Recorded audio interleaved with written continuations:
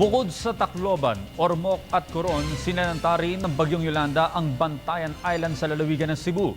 Para sa detalye, balitaan mo kami Alex Paul.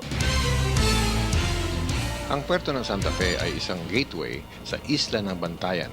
Ang isla ng Bantayan ay matatagpuan sa hilagang parte ng lalawigan ng Cebu. Tatlo ang mga bayan na matagpuan dito, ang mga bayan ng Santa Fe, Bantayan at Madridejos. Dito dumaan din ang Bagyong Yolanda noong 8 ng Nobyembre. 22 ang namatay at halos 75% ng mga bahay ang winasak ng bagyo. Kahit saan ka tumingin, makikita mo ang mga natumbang mga puno, mga bahay na nawasak o natanggalan ng bubong at mga natumbang mga poste ng kuryente.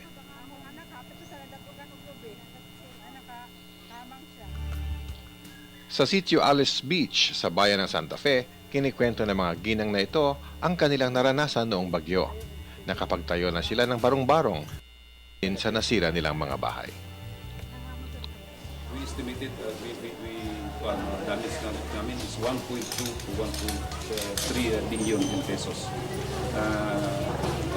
Considering with more than almost 40 beach resorts here, resorts and hotel, tourism enterprises affected, poultry farms also.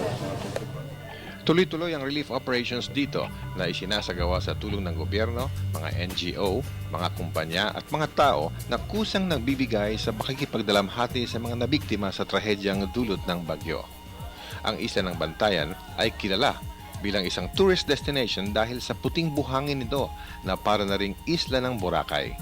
Sira rin halos lahat ng mga resorts nito. Isa pang industriya na napinsala sa bagyo ay ang mga poultry. Ang Bantayan Island ay nagsusupply ng itlog sa buong Visayas at pati na rin sa Metro Manila. We're now in the rehab phase and we've been pretty quick. We would like to thank our donor NGOs, our partner organizations, the many nameless individuals who have really come out to show their support, their help, their generosity, because without them, it certainly would be a very, very difficult time for us. Wala pa ring ilaw sa buong isla, maliban lamang sa mga generator. Dahil sa mga generator, nagbukas ang mga bakery at ibang mga negosyo. Ang palit karon, kaya matungod siguro sa mga tao, murag bumukid sila. Inaasahang aabot pa ng mahigit 3 buwan bago maiayos ang supply ng kuryente dito.